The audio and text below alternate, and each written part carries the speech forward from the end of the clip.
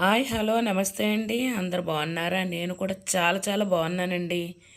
ఈరోజు కొత్తిమీర రోటి పచ్చడి చేసి చూపించాలనుకుంటున్నానండి. దానికి కావలసిన పదార్థాలు: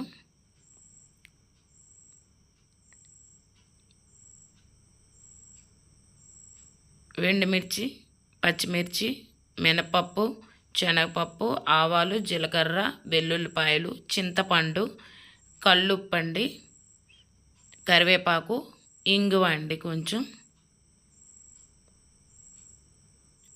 తర్వాత టమాటా ముక్కలండి, తర్వాత కొత్తిమీర అండి. ముందుగా కళాయి వేసుకొని నూనె పోసుకోవాలండి. కొంచెం నూనె వేడెక్కాక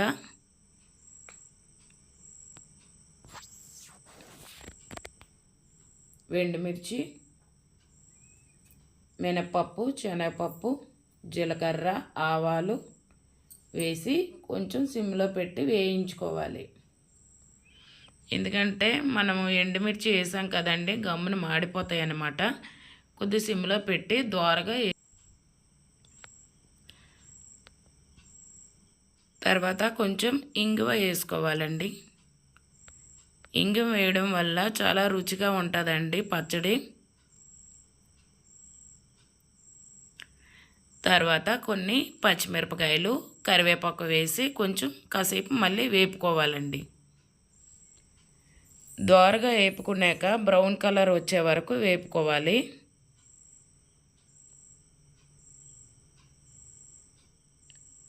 వేపే దాన్ని బట్టే మనం పచ్చడి టేస్ట్ వస్తుంది అన్నమాట.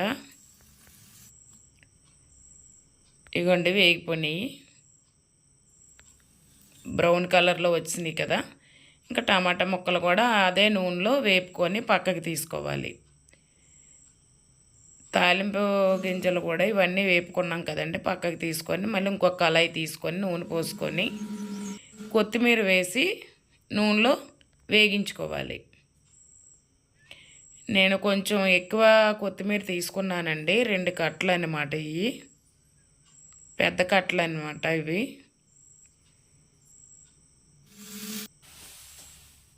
ఇవ్వండి. ఫైనల్గా ఇవన్నీ వేపుకొని పక్కకి తీసుకున్నాం కదా. ఇవ్వండి, ఇప్పుడు ఈ రోట్లోనే మనం ఇప్పుడు పచ్చడి అంతా తయారు చేసుకోవాలి. ఇప్పుడు దంచుకోవాలండి. ఇవ్వండి వేపుకున్నవి ఇవన్నీ పక్కకి తీసుకున్నాము. ఇప్పుడు రోటి పచ్చడి మనం దంచుకుందామండి. కొంచెం చల్లారినాక మనం ఇంకా దంచుకుందామండి. ఇంకా రోట్లో వేసి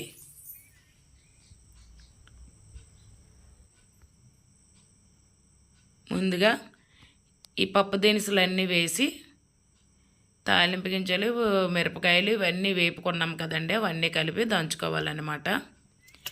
కొంచెం చాలా టైం పడుతుందండి ఇదంతా పేస్ట్ అవ్వడానికి, కానీ చాలా రుచిగా ఉంటుందండి పచ్చడి అయితే. రోటి పచ్చడి కదా, మిక్సీలో అయితే మెత్తగా అయిపోతుందని మా వారికి ఇష్టం ఉండదండి. పేస్ట్ లాగా ఉంటుందని ఆయనకి ఇష్టం ఉండదు. ఇలా రోటి పచ్చడి అయితేనే ఆయనకి ఇష్టపడతారు. తర్వాత అదంతా మెత్తగా అయ్యేసరికి చాలా టైం పట్టిందండి. తర్వాత టమాటా ముక్కలు వేయాలండి. టమాటా ముక్కలు కూడా వేసి చాలా బాగా రుబ్బుకోవాలండి.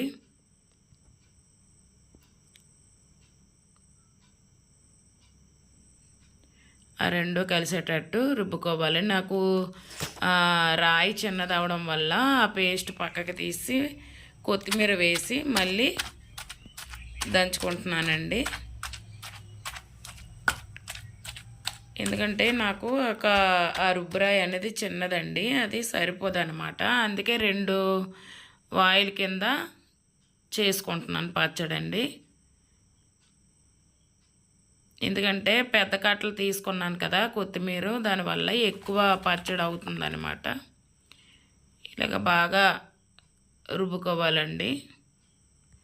బాగా దంచుకొని ఇలా రుబ్బుకుంటే ఇది కూడా పేస్ట్ చేసుకోవాలండి.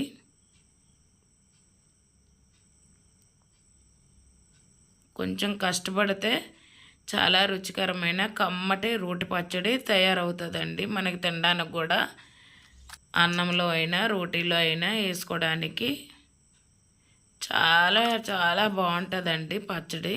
తర్వాత వెల్లుల్లిపాయలు నూనెలో వేయించుకోకూడదండి. వెల్లుల్లిపాయలు ఇలాగ దంచేటప్పుడే వెల్లుల్లిపాయలు, చింతపండు, తర్వాత చింతపండు వేసి చూసారా, తర్వాత కళ్ళుప్పు అండి, అదే రాళ్ళుప్పు అంటారు కదా, అదేసి ఇలాగా దంచుకోవాలండి. మీకు కొంచెం ఫాస్ట్లో పెట్టి చూపిస్తున్నానండి. తర్వాత టేస్ట్ కోసం చిన్న బెల్లం ముక్క వేసుకోవాలండి.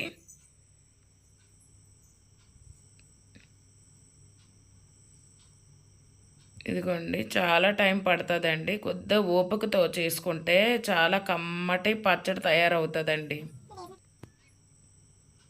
ఇగోండి, ముందుగా తీసిన పేస్ట్ ఉంది కదా, అది ఇది కలిపి మళ్ళీ ఇంకొకసారి రుబ్బుకుంటున్నానని.